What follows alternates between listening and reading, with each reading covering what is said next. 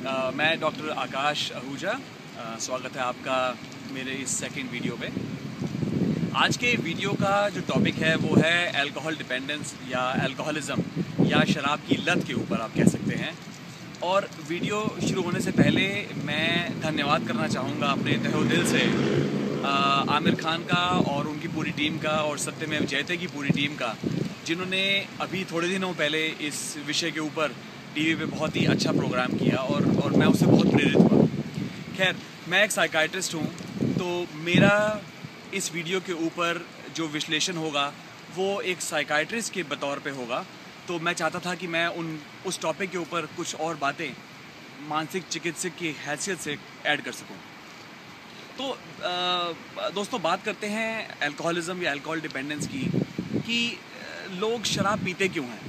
अब ये तो हम सभी जानते हैं कि लोग शराब पीते हैं, कोई दुख के लिए पीता है, कोई खुशी में पीता है। लोग कूल फैक्टर समझ के शराब पीते हैं। लेकिन केमिकली लोग शराब पीने से लोगों को क्या महसूस होता है?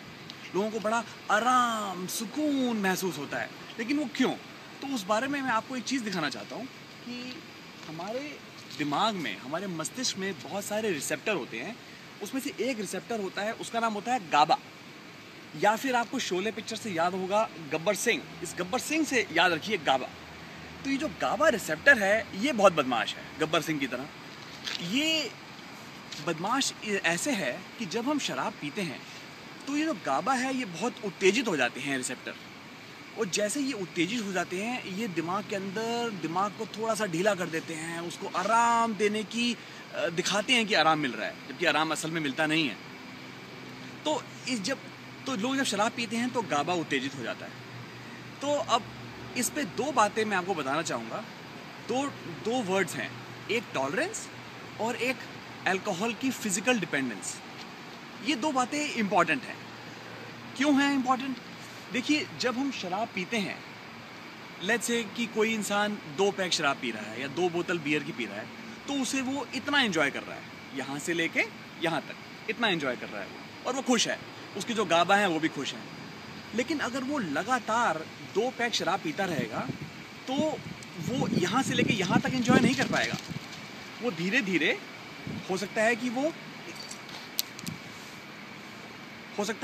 इतना एंजॉय कर पाए, या फिर धीरे धीरे इतना एंजॉय कर पाए, या फिर धीरे धीरे इतना एंजॉय कर पाए। तो भाई उसके अंदर जो रिसेप्टर हैं, जब हमने बात की गाबा के बारे में, गब्बर के बारे में, तो अंदर से गब्बर जो है वो परेशान हो जाता है कि भाई शराब कहाँ है, शराब लाओ, मैं तो एंजॉय नहीं कर पा रहा। तो उसकी एंजॉयमेंट को दोबारा इतना करने के लिए इंसान को ज़्यादा शराब पीनी पड़ती है। 2 पैक की जगह शायद अब 3 पैक, 4 पैक, 5 पैक, जहाँ लोग उसे बोलते हैं अद्दा या फिर खंबा। तो इसकी वजह से लोग ज़्यादा से ज़्यादा शराब पीने की कोशिश करते हैं ताकि उसके जो अंदर के गाबा हैं वो खुश रहें। दूसरी बात, physical dependence.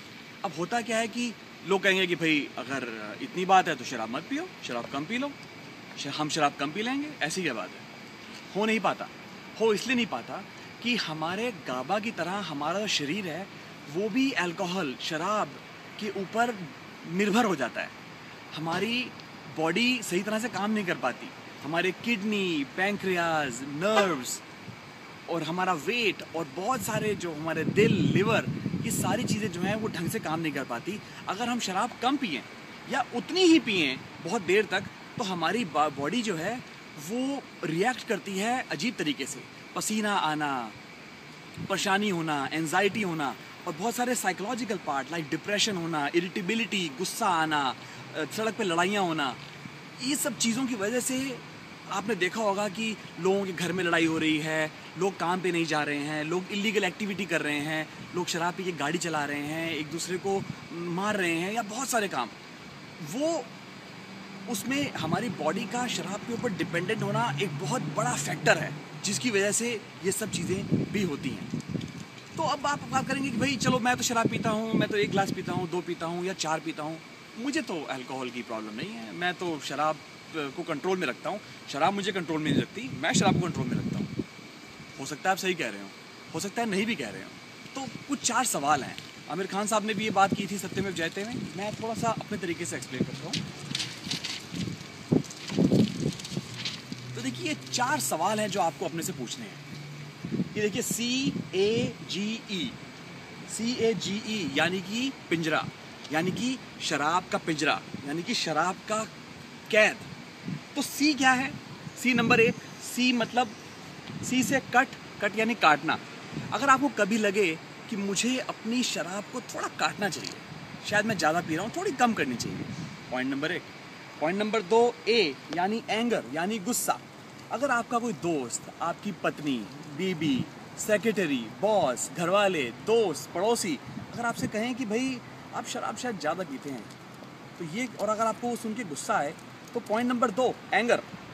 Point number 3 G guilty, पश्चाताप।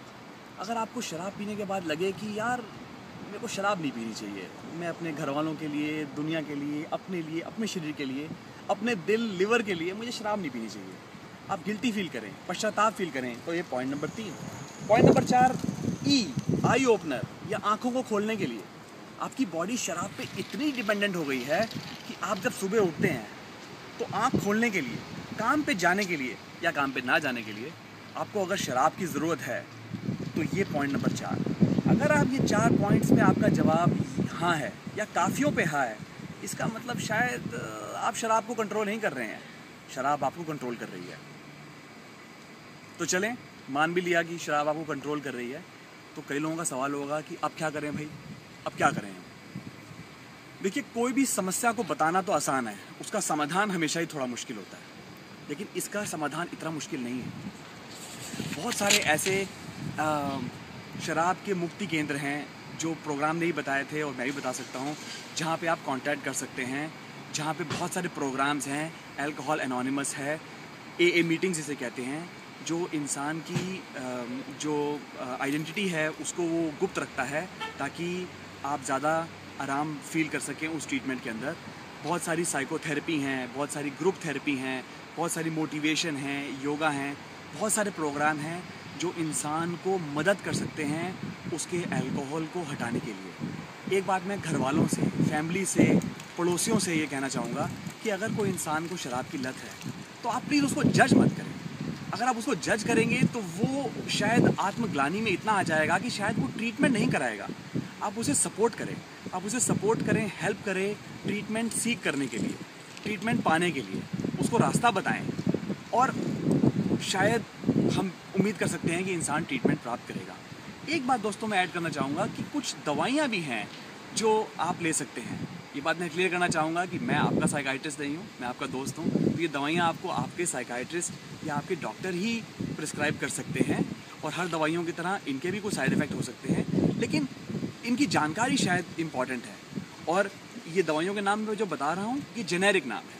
नंबर 1 डाइसल्फीरैम और नंबर 2 नैलट्रेक्सोन। ये जेनेरिक नेम है, दुनिया में हर कंट्री में, हर देश में ये इस नाम से दवाई मिलती है, और इनके ट्रेड नेम भी हैं जो हिंदुस्तान में अलग होंगे, अमेरिका में अलग, ब्रिटिश में अलग, और हर जगह पे अलग। तो ये डाइसल्फीरैम क्या करती है? देखिए, जब हम शराब पीते हैं तो शराब को वो जो इन्जॉय करने के लिए, वो जो गाबा, याद आया आपको गब्बर सिंह, वो जो गब्बर सिंह जो जिससे वो इन्जॉय करता है शराब, वो एक रिसेप्टर होता है हमारी बॉडी में, सॉरी एंजाइम होता है हमारी बॉडी में, अल्कोहल डिहाइड्रोजनेज। थोड़ा सा डिटेल में बता रहा हूँ मैं।